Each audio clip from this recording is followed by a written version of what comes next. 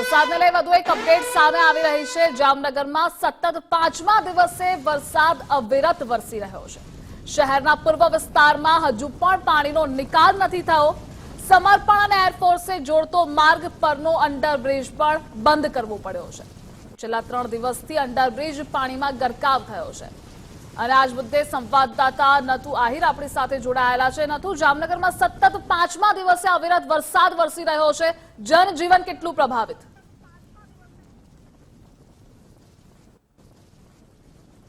ધ્રુવિસા, છેલ્લા 5 દિવસથી જામનગરને મેઘરાજા ગંભરોડી રહ્યા છે। અતિવૃષ્ટિ જેવો માહોલ છે। છેલ્લા 5 દિવસથી જામનગરનો પૂર્વ વિસ્તાર છે પાણીમાં ગરજ છે। આજે 5મા દિવસે આ જોઈ શકાય છે જે પૂર્વ વિસ્તાર છે જ્યાંની રાજમોતી સોસાયટી છે કે જ્યાં હજી કમરસમાણા પાણી છે। રસ્તા ઉપર કમરસમાણા પાણી છે તો ઘરોમાં લગભગ 1 થી 1.5 ફૂટ પાણી ભરાયા છે। ઘર બતાવવાના પ્રયાસ કરશું। જોઈ શકાય છે કે આ ઘર છે કે જ્યાં જોઈ શકાય છે હજી ઘરની અંદર પાણી છે। ધ્રુવિશા, ઘરમાંથી લોકો રહેવું મુશ્કેલ પડી રહ્યું છે કારણ કે છેલ્લા 4 દિવસથી અહીં નથી વીજળીની સુવિધા, નથી પાણીની સુવિધા કે નથી કોઈ ખાધાન્ય ચીજ વસ્તુ એની પાસે, એટલે કે આ લોકો પારાવાર હાડમારીનો સામનો કરી રહ્યા છે।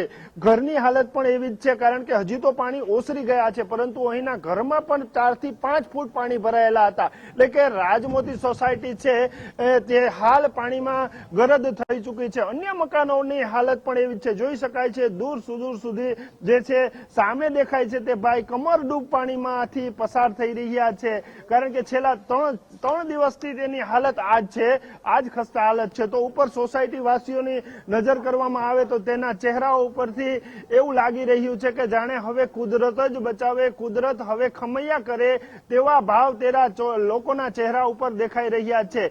ઘરના અંદરના દ્રશ્યો બતાવવા માંગીશ ધ્રુવિશા। બાજુનું ઘર છે રમેશભાઈ ટીલાવટનું ઘર છે કે જે હાલ પાણીમાં ગરજ થઈ ગયું છે। જોઈ શકાય છે અહીં લગભગ 3 થી 4 ફૂટ જેટલું પાણી હાલ અંદર છે, એટલે કે હાલ સતત 3જા દિવસે આવી સ્થિતિ છે। હજી તો પાણી ઓસરવાને કેટલો સમય લાગશે તે કંઈ કહી શકાય નથી। આપણી સાથે અહીંના નાગરિકો જોડાયેલા છે તેની સાથે વાતચીત કરવાનો પ્રયાસ કરશું।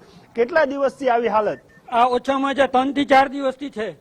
અચ્છા, અને ક્યાં સુધી પાણી હતા ને અત્યારે શું હાલત છે? કમર ઉપર છાતી લગીને પાણી હતા। અચ્છા, અને વીજળી, પાણી કે ખોરાકની શું સુવિધાઓ? પાણીની કે વીજળીની સુવિધામાં બહુ પ્રોબ્લેમ જ થયો છે, આવતો જ નથી। શું બેન, શું કેશો? કેવી દુવિધાઓ? બહુ જ બધી દુવિધા છે। પાણી પણ એટલા બધા છે, જમવાની તકલીફ, નીચે બનાવવા કેમ આવું એ પણ તકલીફ છે, અને લાઇટ તો છે જ નહીં। ચાર્જ કેમ કરીએ મોબાઈલ, કે લાઇટ ના હોય તો પાણીની પણ કેવી રીતે ચડાય? આ પાણીમાં તો કઈ બહાર નીકળવાતું નથી। કેટલા ફૂટ પાણી ભર્યું છે હાલ તમારા ઘરમાં? અમારા ઘરમાં 2 ફૂટ પાણી હતું, ઘરમાં 2 થી 2.5 ફૂટ જેટલું પાણી હતું ને બહાર તો છાતી સુધી પાણી હતું। અચ્છા, અન્ય બેન સાથે વાત કરો। બેન, તમારા ઘરની હાલત શું છે? તમે ક્યાં મદદ માંગી છે?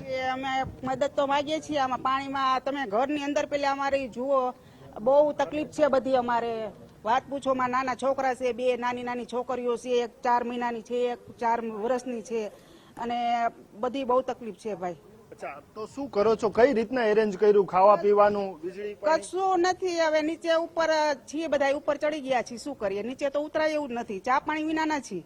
તંત્રએ મદદ માંગી તંત્ર પાસેથી? હા, આપેલું, તંત્ર પાસે મદદ માંગી હતી આપણે। શાક ભાત ને રોટલી ને આવ્યું હતું, 2 દિવસથી આવે છે। અચ્છા, તો જે છે તે પાણીની ખાસ વ્યવસ્થા નથી। જોકે ફૂડ પેકેટ આવ્યા હોવાનું સોસાયટી વાસીઓ જણાવી રહ્યા છે। હજુ પણ કેટલો સમય લાગશે તે કહી શકાય નથી। આપણી સાથે અન્ય જે સોસાયટી વાસીઓ છે, જે વૃદ્ધ માતા છે તેની સાથે વાત કરવાનો પ્રયાસ કરશું। માતા, કેવી હાલત? કેટલા દિવસથી આવી હાલત છે? 3 દિવસથી આવીને આવી હાલત છે, અને હજી પાણી તો 2 ફૂટમાંથી પાણી ઉતરતું જ નથી, અને આમનું જ રહ્યું છે, એટલે બહાર નીકળવાનો પ્રયત્ન કરવો પડે છે। ખાધા ખોરાકી ખાવાનું શું? ખાધા ખોરાકી તો કાંઈ છે જ નહીં, કેવી રીતના ખાવા પીવું? કોઈ દે કરે તો થાય એવું રીતનું છે। તો જોઈ શકાય છે કે લોકો દુવિધા અનુભવી રહ્યા છે. હજુ કેમેરામેનને કહીશ કે જે દૂર સુદૂરના દ્રશ્યો છે, જે આ સોસાયટી છે જે હાલ પાણીમાં ગરકાવ છે, ધ્રુવિસા છેલ્લા લગભગ 3 દિવસથી આવી હાલત છે. ક્યારે પાણી ઓસરશે તે કઈ કહી શકાય નહીં, કારણ કે હજી વરસાદી જોર યથાવત છે. જોકે વરસાદનું પ્રમાણ ઘટ્યું છે, પરંતુ હજુ ક્યાંક ને ક્યાંક વરસાદ જે છે તે રેડે રેડે આવી રહ્યો છે. તંત્ર દ્વારા અહીં ફૂડ પેકેટ આપવામાં આવ્યા છે, પરંતુ કોઈ પાણીનો નિકાલ ન હોવાથી અહીં પાણી જે છે તે ભરાયેલા રહ્યા છે. જી ધ્રુવિસા. શ્રીનાથુ, જોડાવા બદલ આભાર આપનો.